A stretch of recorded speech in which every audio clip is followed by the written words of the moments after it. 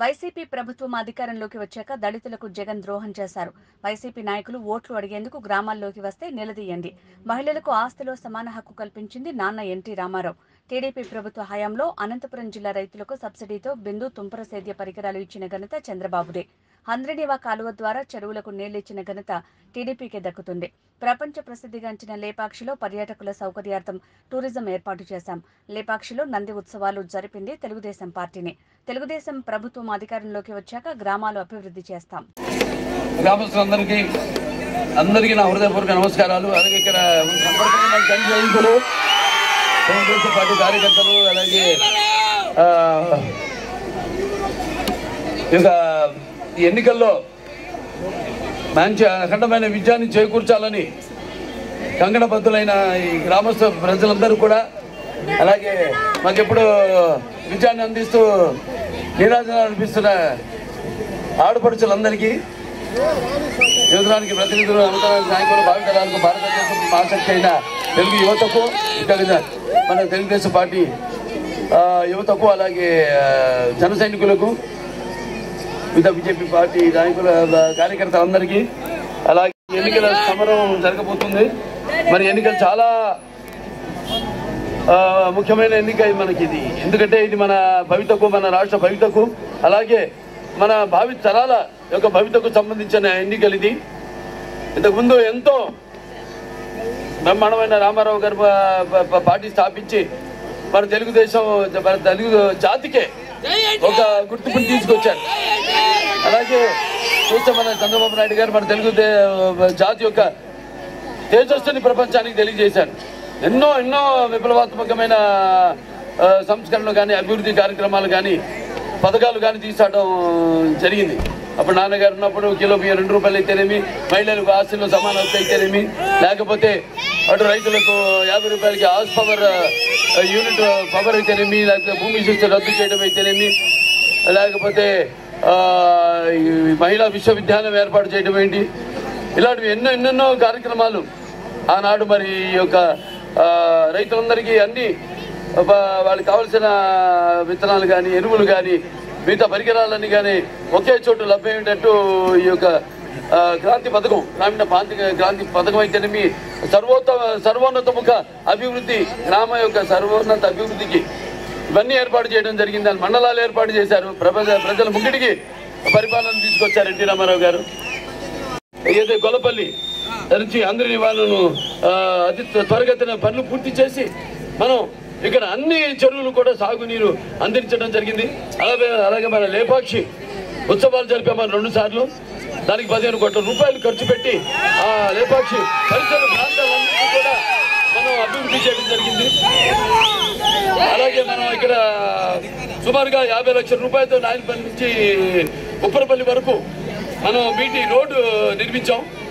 Telugu Desam party మరి అధికారంలో ఉన్నప్పుడు మరి అన్ని మొత్తం ఈ మండలంలోని అన్ని సీసీ రోడ్లు, లేకపోతే సీసీ డ్రైన్లు వాళ్ళ అభివృద్ధి కోసమని సుమారుగా 8 కోట్ల రూపాయలు మనం ఖర్చు పెట్టడం జరిగింది. అదే అంటే అధికారం లేకున్నా కూడా మనం ఇక్కడ ఏదైతే ఈ మన ఎంపీ ల్యాడ్స్తో కనకమేడల రవీంద్ర కుమార్ గారి ఆయన 46 లక్షల రూపాయలు ఎంపీ ల్యాడ్ నుంచి మనకి ఇవ్వడం జరిగింది. అలాగే గలిపిపల్లికి మనం 45 లక్షల రూపాయలతో రోడ్డు వేయడం జరిగింది. అలాగే సిరివరంలో రక్షిత తాగు నీరు కోసం 6 లక్షల రూపాయలు ఖర్చు పెట్టి మినరల్ వాటర్ ప్లాంట్ని మనం ప్రారంభించడం జరిగింది. అలాగే మనం ఇక్కడ కనకదాస విగ్రహాన్ని కూడా మనం ఏర్పాటు చేయడం జరిగింది. 150 లక్షల రూపాయలు బహుమతి చెరువు ఇచ్చాం మనం. అలాగే ఇక్కడ మొత్తం సుమారు 8 కోట్ల రూపాయలతో ఈ చెరువుల్లోని పూడుగులన్నీ తీసి అభివృద్ధి పనులు చేపట్టడం జరిగింది.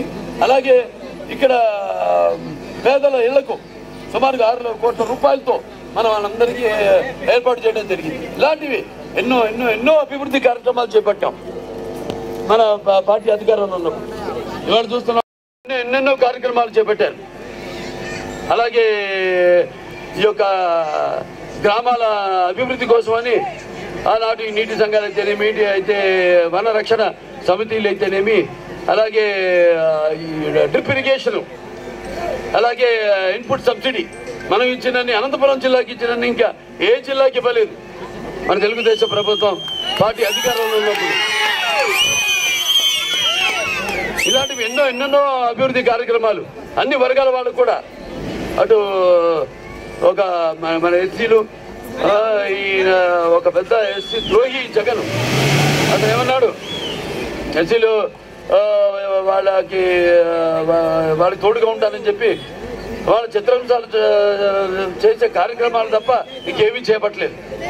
మన తెలుగుదేశం ఎస్సీల యొక్క అభ్యున్నతి కోసం, వాళ్ళ బంగారు భవిత కోసం మరి ఎన్నో కార్యక్రమాలు చేపట్టింది మన తెలుగుదేశం అధికారంలో ఉన్నప్పుడు. మరి వీళ్ళని చూసాం మనం అధికారంలో ఉన్నప్పుడు. అక్కడ డాక్టర్ సుధాకర్ ఎలా వాళ్ళు మానసిక క్షోభ పెట్టి ఆయన మరణానికి కారకులు అయ్యారు.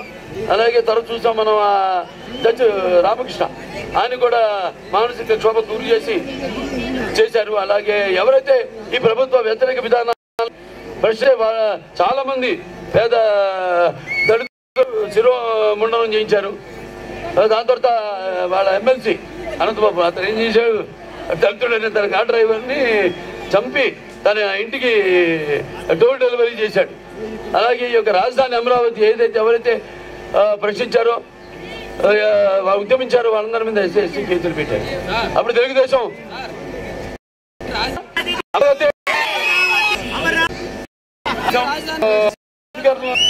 నిరుద్యోగులైన ఈ దళితులకి కూడిన రుణాలు ఇచ్చి, ఇన్నోవా కార్లు ఇచ్చి వాడికి జీవన ఉపాధి కల్పించింది మన తెలుగుదేశం ప్రభుత్వం.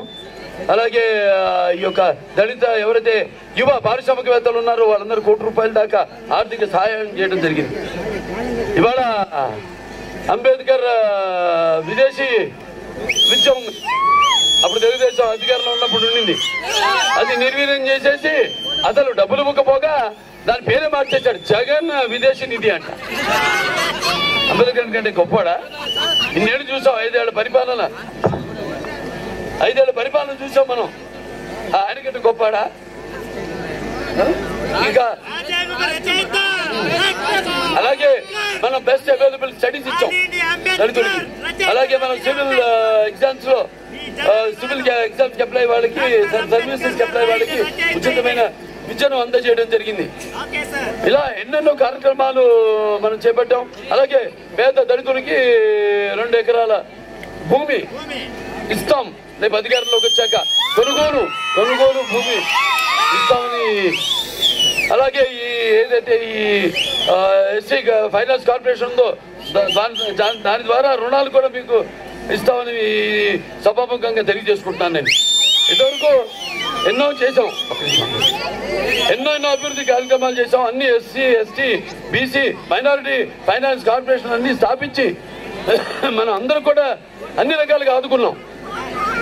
పరిశ్రమలు పెట్టే వాళ్ళకి, లేకపోతే వేరే అవసరాలకి రుణాలు అయితేనేమి, విదేశాలకి చదువుకోవడానికి అయితేనేమి, ఇట్లా నిధులు ఇవన్నీ పెట్టి చేసాం. సుమారుగా వీటన్నిటికీ 75,000 కోట్ల రూపాయలు మనం వెచ్చిస్తే మొత్తం అవన్నీ కూడా మరలించేసి అసలు ఒక్కడికి కూడా విదేశాలకు పంపించాడో చదువుకొని నేను అడుగుతున్నాను. నేను ప్రశ్నించాలి, రేపు వాళ్ళు వచ్చి అడిగితే ఓట్ల కోసం ఏం చేశారు మీకని. అలాగే ఏదైతే ఈ వర్గీకరణ, ఇదైతే ఏబిసిడి వర్గీకరణతో అప్పుడు నాన్నగారు ఉన్నప్పుడు మరి ఆయన ఈ యొక్క ఏబిసిడి వర్గీకరణ చేసి అప్పుడు సరిగ్గా ఎవరు మన కె నారాయణ గారు రాష్ట్రపతిగా ఉన్నప్పుడు దాన్ని ఆమోదించడం జరిగింది. అలాగే మళ్ళీ చంద్రబాబు నాయుడు గారు కూడా మన ఏబిసిడి ఈ వర్గీకరణను పంపడం జరిగింది. మోడీ గారు కూడా ఆమోదయోగ్యం ప్రకటించారు. దీనికి ఆయన సంబంధం ప్రకటించారు. కాబట్టి అది తప్పకుండా జరిపి తీరుతాం అని మీ అందరికీ సభాముఖంగా తెలియజేసుకుంటున్నాను. ఇక మనం